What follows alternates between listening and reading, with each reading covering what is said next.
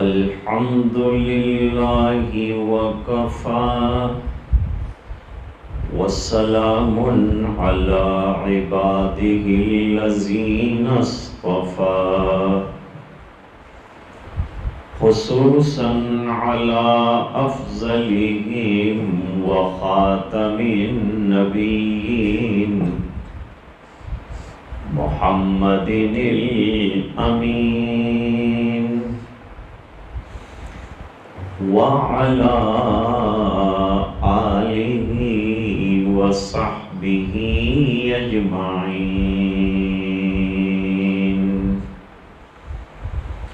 أما بعد أعوذ بالله من الشيطان الرجيم بسم الله الرحمن الرحيم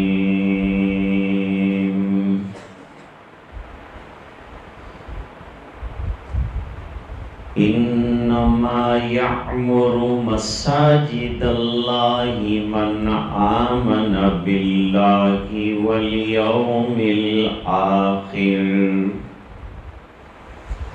وأقام الصلاة وآتى الزكاة ولم يخش إلا الله صدق الله العظيم.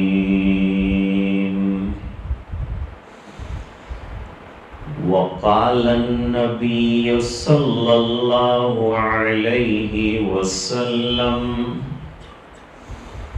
من بنى مسجدا لله بنى الله له مثله في الجنة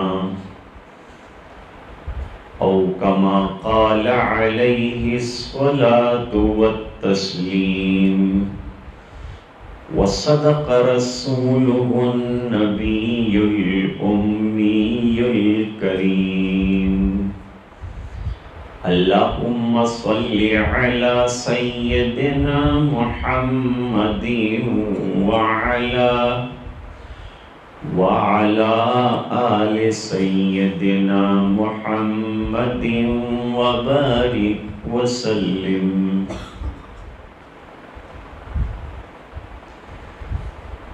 میں بسم اللہ پڑھتا ہوں اور خدا کی حمد کرتا ہوں اور درود مصطفیٰ پڑھ کر مبارکباد دیتا ہوں.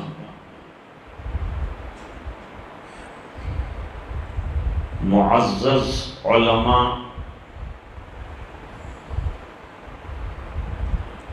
حاضرین مجلس،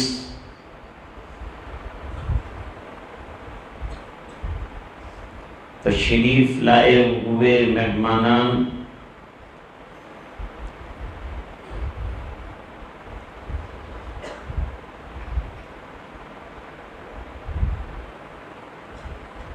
اسلام کی بنیاد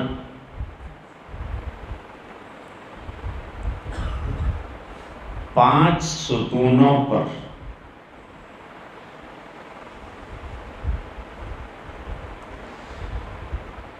یا اسلام کا خیمہ استادہ ہے پانچ ستونوں پر، پانچ لکڑیوں.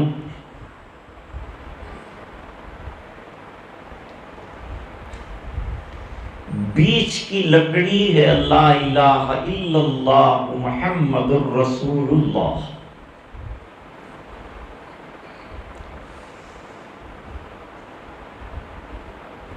اس بیچ والی لکڑی کے ذریعے سے ٹینٹ کھڑا ہو گیا.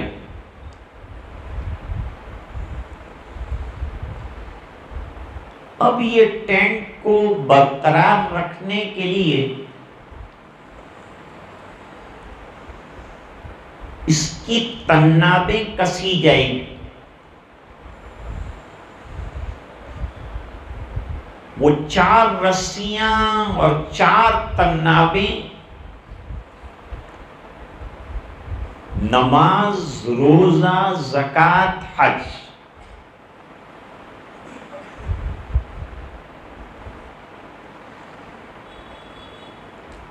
حضرت مولانا الیاس صاحب رحمۃ اللہ علیہ نے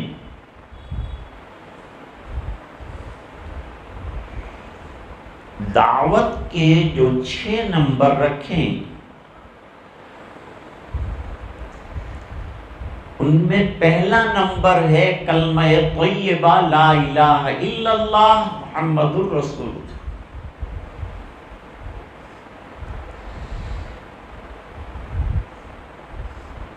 یہ دین میں داخلے کا دروازہ ہے،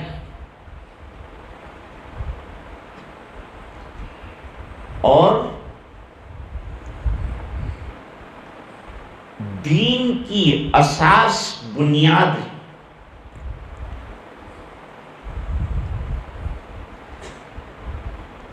اس کے ذریعے سے آدمی اسلام و ایمان میں داخل ہوتا ہے۔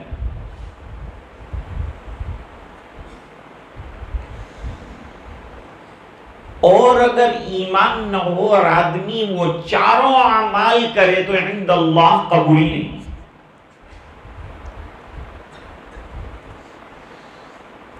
اعمال کے عند اللہ قبولیت کی پہلی شرط ایمان ہے۔ اس لیے قرآن کریم میں ان الذین آمنوا وعملوا الصالحات، پہلے ایمان کا تذکرہ فرمایا، پھر اعمال کا تذکرہ کیے۔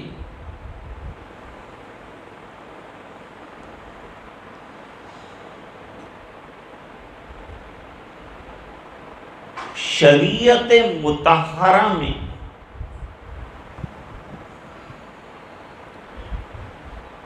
ایمان کے بعد جتنے اعمال بیان کیے گئے ان تمام اعمال میں اعظم العبادات نماز ہے۔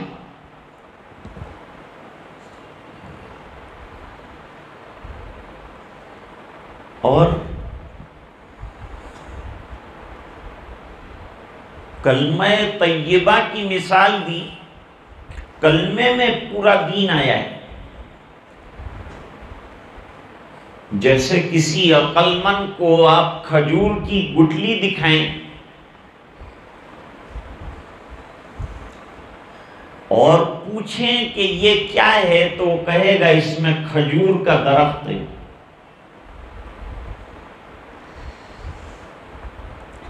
جیسے کھجور کی گٹھلی میں کھجور کا پورا درخت سمایا ہوا ہے، اس طرح لا الہ الا اللہ کے اقرار میں پورے دین کا اقرار سمایا ہوا۔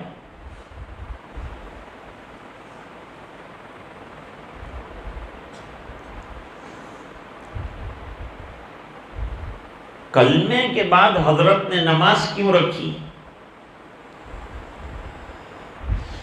فرمایا کہ کلمہ تھیوری ہے، نماز پریکٹیکل ہے۔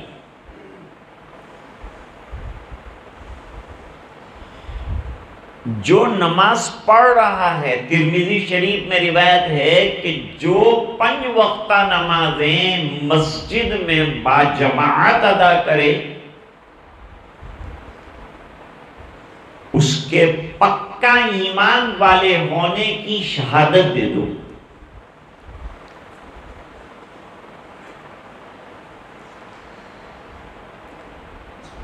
نماز عظیم عبادت ہے، معمولی عبادت نہیں۔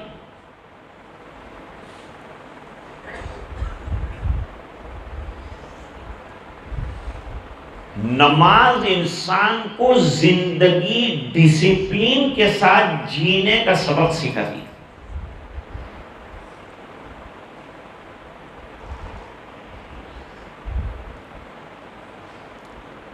نماز زندگی کو بنانے والی عبادت ہے۔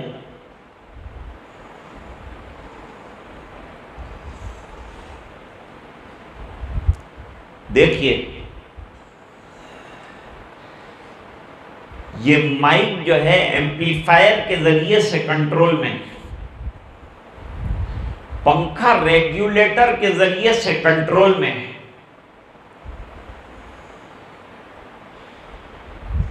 ایمپلیفائر یہ کنٹرولر ہے مائک کا، پنکھا کنٹرولر ہے، ریگولیٹر کنٹرولر ہے پنکھے کا۔ اسی طریقے سے نماز کنٹرولر ہے زندگی۔ نماز کے بننے پر زندگی کا بننا موقوف اور نماز کے بگڑنے پر زندگی کا بگڑنا ہے۔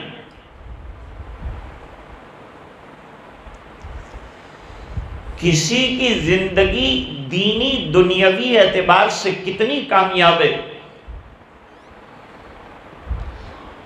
اس کو معلوم کرنا ہو تو نماز دیکھو۔ حضرت فاروق اعظم رضی اللہ تعالیٰ عنہ نے فرمایا اپنے گورنروں سے کہ میں آ کر تمہارا حساب کتاب نہیں دیکھوں، میں آ کر تمہاری نماز دیکھوں گا۔ نماز یہ اللہ کے ساتھ رابطہ جوڑنے کا بہترین سرمایہ ہے۔ جتنی عبادتیں ملی زمین پر ملی، لیکن نماز اللہ تعالیٰ نے سرکار کو ساتوں آسمان پر بلا کر عطا فرمائی۔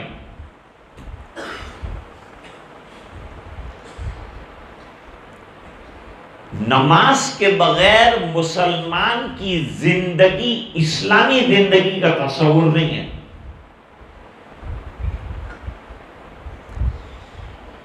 اس لیے تعلیمات اسلامیہ میں سب سے پہلے نمبر پر بچہ بچی 7 سال کے ہو جائیں تو ان کو نماز کی تلقین کرنے کے لیے فرمایا، کیونکہ نماز عام ہے۔ 7 سال کی عمر میں نماز فرض نہیں، لیکن 7 سال سے مشق کرے گا، پریکٹس کرے گا، اور جب بالغ ہوگا اور اس کا عمل نامہ لکھنا شروع کیا جائے گا تو اس وقت اس کی نماز میں کمی نہیں رہی۔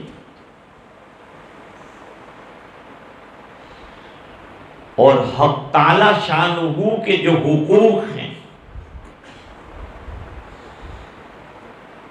جس کا سوال قیامت کے دن کیا جانا ہے، ان میں سب سے پہلے نماز ہے۔ معاملات میں سب سے پہلے خون کا حساب ہوگا،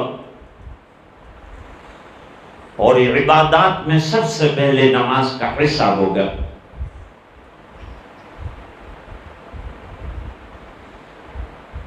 خوشیوں کا موقع ہو تب بھی نماز دی گئی ہے۔ عید کا دن خوشی کا دن ہے تو نماز دی، اور انتہائی غم کا دن ہے تو پھر نماز دی۔ اگر جنازہ آ گیا ہے، غم کا دن ہے، باپ کا انتقال، بیٹے کا انتقال، ماں کا انتقال، صلاۃ جنازہ۔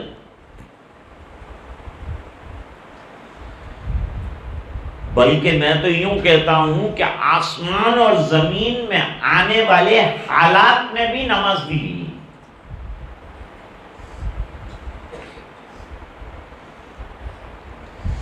مسلمانوں کے مسائل کا حل اللہ نے نماز میں رکھا ہے۔ ہمارے مسائل میسائل سے حل نہیں ہوں،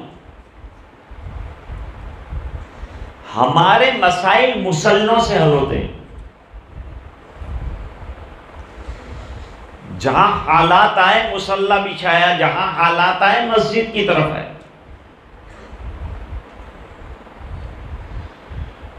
نماز کی اس قدر عظیم اہمیت کے مد نظر ہر نبی کو نماز ملی،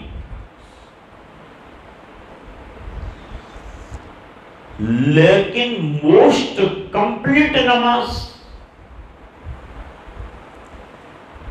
جس میں تمام انبیاء کرام کی نماز اور فرشتوں کی نماز اور جمادات اور نباتات جتنے بھی چیزیں ہیں وہ تمام کی نمازوں کو اللہ تعالیٰ نے ہمیں عطا فرمایا کمپلیٹ نماز کی شکل۔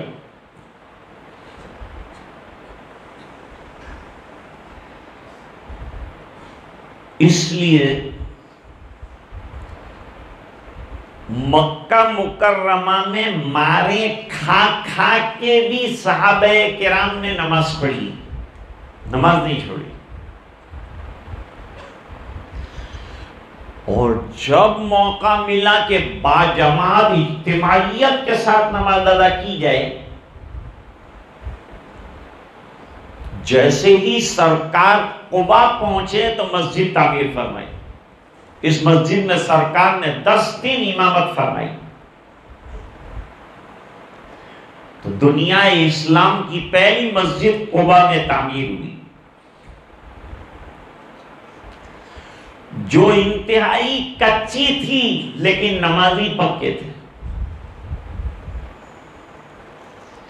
میری اہل نڑوز سے یہ درخواست کہ بیت اللہ کی ایک بیٹی تو لے آئے. اب بیٹی کا خیال رکھنا پڑتا ہے، جب کسی کی بیٹی لاتے ہیں نا بڑا ناز نخرے اس کے برداشت کرنے پڑتے. اب جب اس کو لے آئے ہیں تو سب سے پہلا اور بڑا کام یہ ہے کہ مسجد کو آباد کیا جائے، تو آپ کی خوشی برقرار ہے اور آپ نے گویا خوشی کا حق ادا کیا.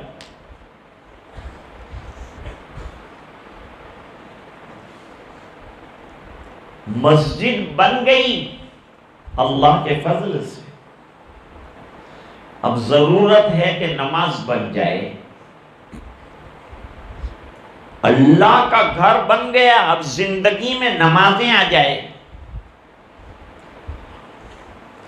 اور مسجد کی اذانوں کا اثر محلے کے گھروں میں یہ ہو کہ لوگ اذانوں پر مسجد کو آباد کریں اور ماں بہنیں گھروں میں نمازیں ادا کریں.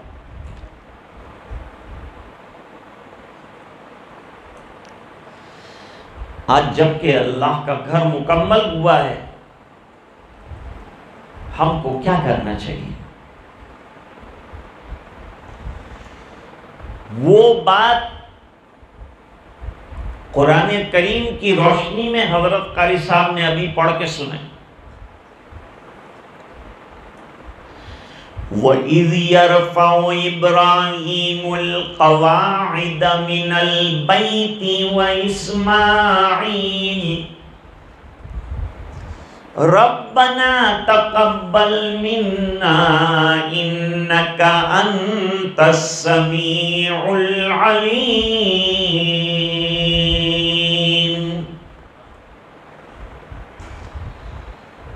حضرت ابراہیم علیہ السلام نے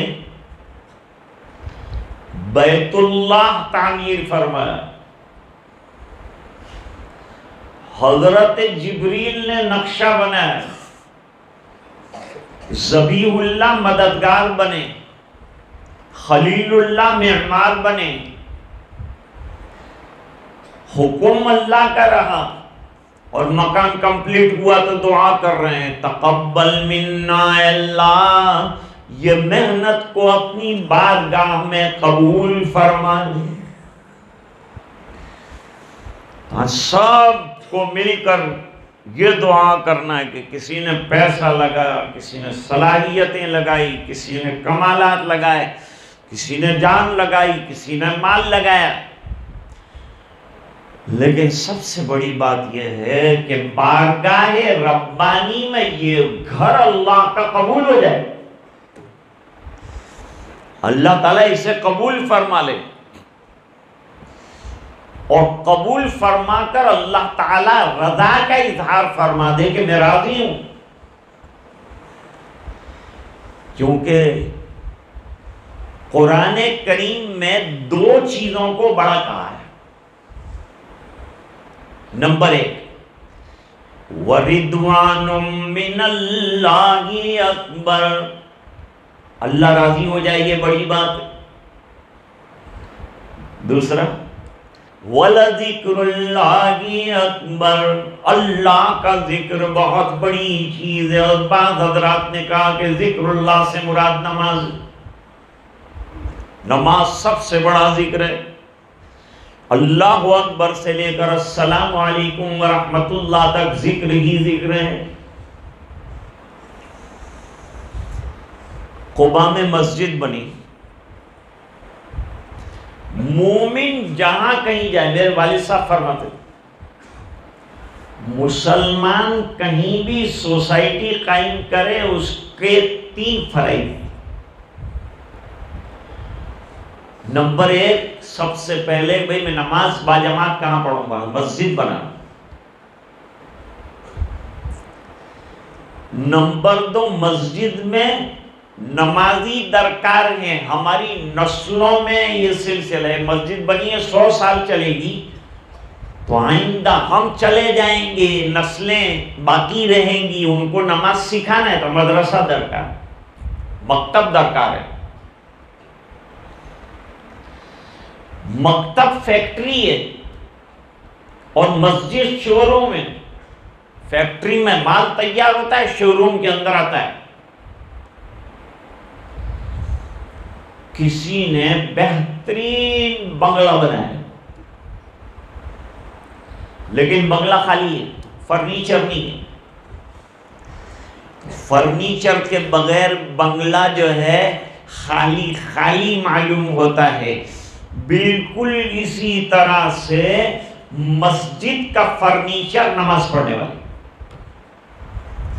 ان کے ذریعے سے مسجد خوبصورت بنے گی، خوبصورت لگے گی۔ ورنہ اقبال کہتے ہیں میں ناخوش و بیزار ہوں مرمر کی سلوں سے، میرے لیے مٹی کا محل اور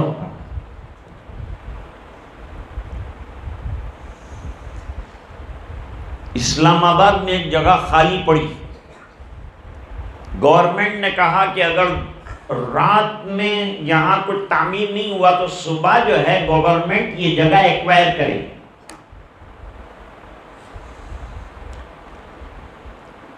تو گاؤں کے جوان، بوڑھے، عورتیں سب لگ گئی اور انہوں نے رات کے اندر مسجد تعمیر کرنا شروع کیا، صبح میں باجماعت نماز اس میں پڑھی۔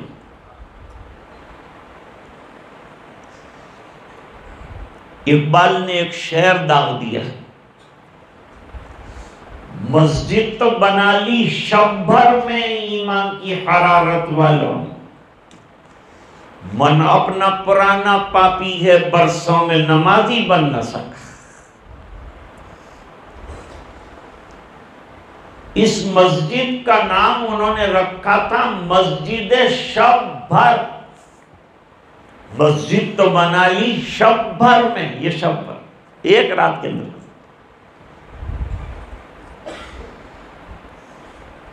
اب سرکار مدینے تشریف لائے ہیں، اپنا گھر بنانے سے پہلے اللہ کا گھر بنایا۔ تفصیل بہت زیادہ ہے، اس کا وقت نہیں۔ 6 مہینے کا عرصہ لگا اور مسجد نبوی شریف تیار ہوئی، 6 مہینے کا عرصہ لگا۔ 3 مساجد کی عظمت بہت ہے۔ ایک مسجد حرام بنی حضرت ابراہیم علیہ السلام نے تعمیر فرمائی، بیت اللہ۔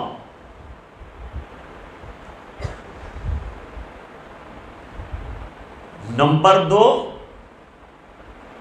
مسجد اقصی، شارحین بخاری فرماتے ہیں مسجد اقصی مسجد بیت الحرام کے بعد 40 سال کے بعد وجود میں آئی اور حضرت ابراہیم نے اس کی بنیاد رکھی۔ تعمیر پھر حضرت سلیمان علیہ السلام نے فرمائی۔ تیسری مسجد مسجد نبوی شریف۔ اب یہ تینوں مساجد کے ثواب الگ الگ ہیں اور عظیم ہیں۔ اگر کسی نے مسجد کی نیت سے سفر کیا ہے تو 3 مسجدوں کی طرف سفر کرے۔ اسفار ویسے جائز ہیں جیسے ابھی حضرت مولانا عبدالسلام صاحب آئے تشریف لائے، مسجد بھی ان کی نیت میں تھی، ویسے اسفار جائز، لیکن کوئی ارادہ کرے کہ میں مسجد میں نماز کا ثواب حاصل کرنے کے لیے جانا چاہتا ہوں، تو اس کے لیے 3 مسجدیں ہیں، بیت اللہ الحرام، مسجد نبوی، مسجد اقصی۔ اب ان کی عظمت کی وجوہات ہیں،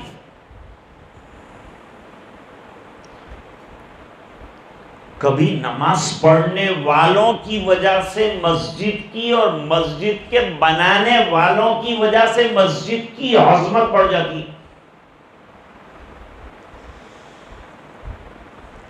اب مسجد حرام حضرت ابراہیم اسماعیل نے مل کر بنائی، اور دنیا کا کوئی نبی نہیں ہے جس نے اس میں نماز نہ پڑھی، تو نماز پڑھنے والوں کی عظمت کی وجہ سے اس مسجد کی عظمت بڑھی۔ مسجد نبوی شریف میں سرکار نے 10 سال امامت فرمائی، اس لیے اس کی عظمت بڑھ گئی، اس میں صحابہ کرام نے نماز پڑھی، عظمت بڑھ گئی۔ دیکھو بھائی، گھر میں بھی نماز پڑھ سکتے، لیکن مسجد میں کوئی اللہ والے ہوں گے جن کی نمازیں اللہ تعالیٰ رائے گان نہیں فرماتے، قبول کرتے ہیں، اور ہماری نمازیں ایسی نہیں ہیں کہ قابل قبول ہوں، لیکن اللہ تعالیٰ کا دستور ہے کہ ہم لوگ تو ہیں کنکر، اور جن کی نمازیں قبول ہیں وہ لوگ ہیں گیہوں۔ جب اللہ تولنے پر آتے ہیں تو کنکر جو ہیں وہ بھی گیہوں کے وزن میں تولتے ہیں، تو ہماری نمازیں تو قابل نہیں کہ قبول ہوتی، لیکن قبول کی جانے والی جن کی نمازیں ان کے ماتحت ہماری نمازیں بھی قبول ہو جائیں گے، ہمارا بیڑا پار ہو جائے گا۔ مسجد مرکز اتحاد و توحید ہے، یہاں سے انوار ہمارے گھروں میں پھیلتے ہیں، اس لیے مسجدوں کو آباد رکھنا ضروری ہے، ورنہ حدیث شریف میں فرمایا کہ آخری زمانہ ایسا آئے گا کہ مسجدیں شاندار ہوں گی لیکن نمازیوں کے اعتبار سے برباد ہوں۔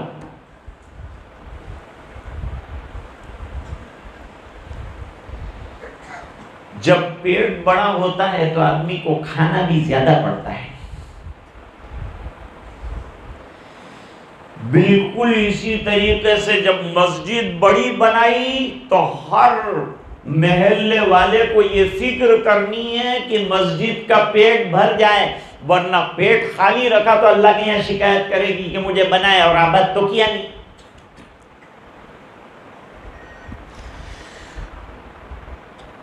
آج نڑوت کی مسجد بھی آسمان کے فرشتے جو ہے وہ دیکھ رہے ہوں گے کہ ستارے کی طرح چمک رہی۔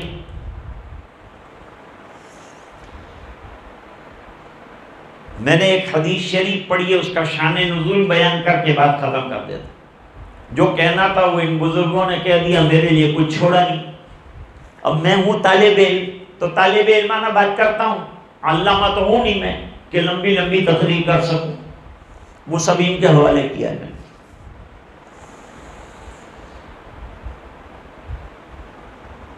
حضور کے دنیا سے جانے کے بعد دور صدیق آیا۔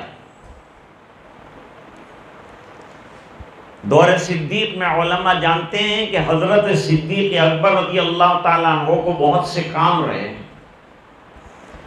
ارتداد کا دفعیہ، مانعین زکوٰۃ سے مقابلہ، آنے والے ہنگامی حالات میں اسلامی حکومت کو اسٹیبلائز کرنا، یہ رہا۔ اس لیے ان کو مسجد کی توسیع کا ٹائم نہیں، آپ دنیا سے تشریف لے گئے، جو کام اللہ تعالیٰ کو لینا تھا وہ ان سے لے لیے۔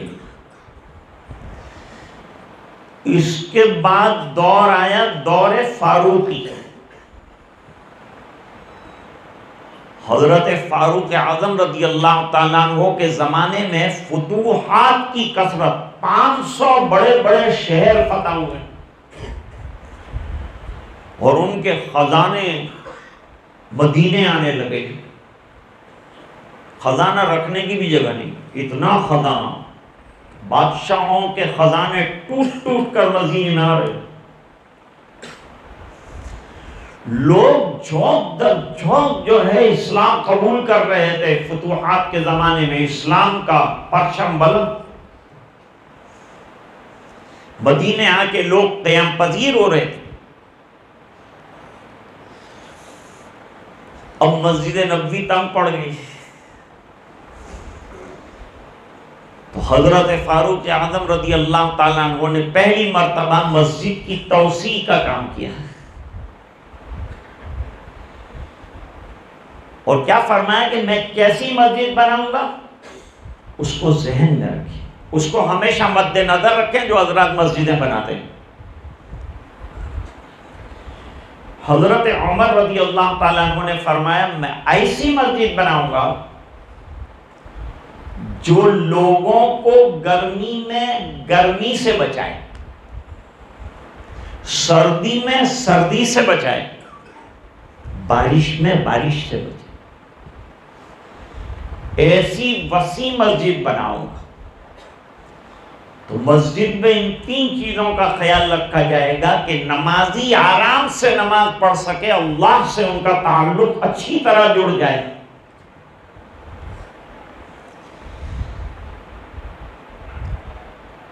حضرت مولانا سید محمد انور شاہ کشمیری رحمہ اللہ تعالی راندیر تشریف لائے، مسجد دیکھی حیران ہو گئے، یہ جو بڑے بڑے شینڈلز لگے ہیں یہ تو وہاں 10-10 لاکھ کا ایک ایک شینڈل لگا ہو، اور قالین بھی شاندار، یہاں بھی ماشاءاللہ قالین شاندار۔ تو حضرت نے کہا یہ کیا اسراف ہے، اتنا خرچ، اتنا فضول خرچ کیا۔ بیان کے بعد حضرت کو گھر لے گئے تو ان کے گھر بھی اتنے شاندار، وہاں بھی شاندار قالین، چاروں طرف تندیلیں لگی ہوئی ہیں، روشنیاں ہیں، شاندار مکانات ہیں۔ فرمایا نہیں تم نے صحیح کام،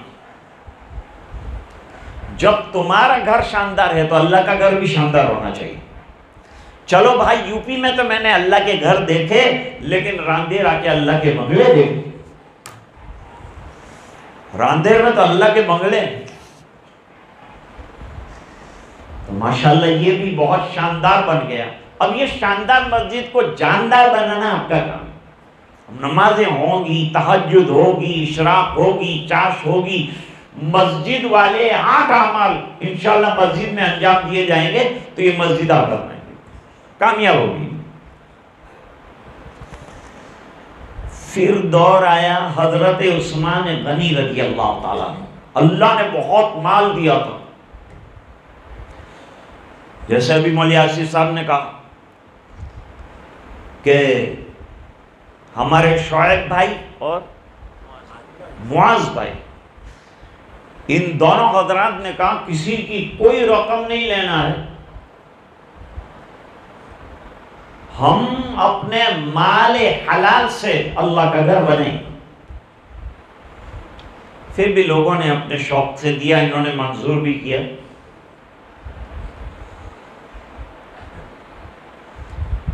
حضرت عثمان رضی اللہ تعالیٰ عنہ نے کہا مسجد بہت بوسیدہ ہو گئی، اس کو نئی بنانے کی ضرورت، چنانچہ مسجد نبوی کو شہید کیا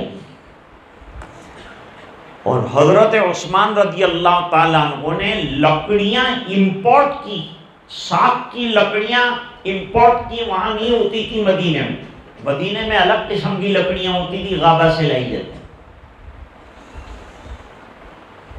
اور پتھر ماربل منگوائے، بہترین پتھر امپورٹ کیے، مسجد جو ہے بہترین بن گئی، تو اعتراض کرنے والوں نے اعتراض کر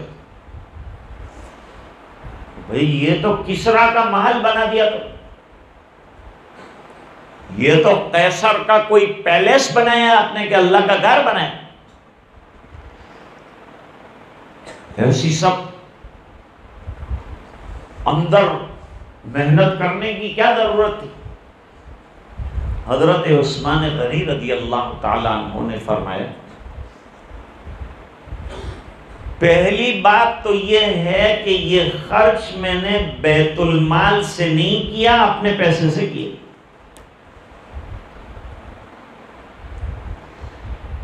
نمبر دو، ذرا حدیث سنو، جیسے قرآن کا شان نزول ہوتا ہے نا، اس طرح حدیث کا بھی شان نزول ہوتا ہے۔ اب یہ حدیث شریف جو میں آپ کے سامنے پڑھ چکا ہے، بخاری شریف میں، اس کے الفاظ تھوڑے مختلف پڑھے میں نے، کہ نبی کریم صلی اللہ علیہ وسلم نے فرمایا،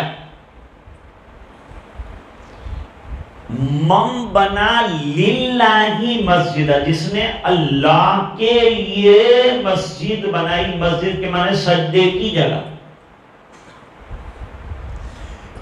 جس میں لفظ للہ بڑا اہم امپورٹنٹ لفظ، ویری امپورٹنٹ، بلکہ کہنا چاہیے موسٹ امپورٹنٹ۔ من بنا مسجدا للہ، جس نے سجدے کی جگہ مسجد بنائی اللہ کے،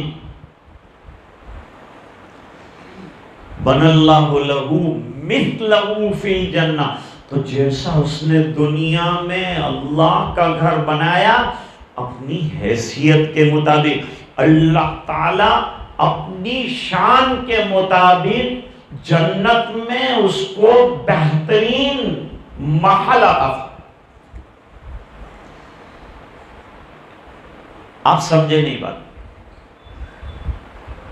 ہم نے ہماری حیثیت کے مطابق اینٹ، ریتی، پتھر، کپچی، سیمنٹ، پتھر لگا کر ہم نے مسجد بنائی، ہماری جو حیثیت تھی،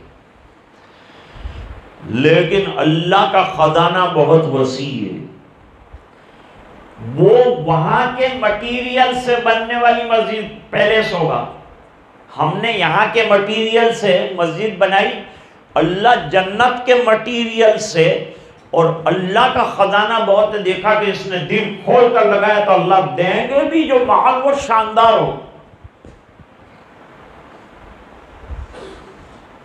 تو اچھی مسجد بنانا، حسین مسجد بنانا، خوبصورت مسجد بنانا، تاکہ اس میں دل لگے، اس لیے کہ ہم اس میں عبادت کریں۔ اب یہاں دعوت کی لائن کی محنت کرو، یہ محنت کرو کہ یہ مسجد فل ہو جائے، چھوٹی پڑ جائے، اور یہ حضرات دوسرا منزل اوپر چڑھانے کی فکر کریں۔ یہ علاقے کے لوگوں کی ذمہ داری، ایک ذمہ داری آپ نے پوری کر دی کہ مسجد کو بنانا تھا، وہ بنایا الحمدللہ۔ آپ نے اپنی صلاحیتیں لگائی، جوانوں نے لگائی، جیسے کہ حضرت مولانا نے فرمایا، ان حضرات نے اپنا مال لگایا، آج قربانی دے کر یہاں تک اس گھر کو بنا ہوا دیکھنے کے لیے تشریف لائے، دوگانہ ادا کرنے کے لیے تشریف لائے، اور ہم سب بھی یہاں نئی مسجد میں اللہ کے گھر میں کہ اللہ کے یہاں فوٹو نکالی جائے گی تو پتہ چلے گا کہ بھئی کون کون آیا تھا، میرا نیا گھر بنا تھا تو نماز پڑھنے کون کون آیا تھا۔ آپ تمام حضرات اس سلسلے میں تشریف لائے۔ میں بانی مسجد جو ہیں ان کو مبارکباد دیتا ہوں،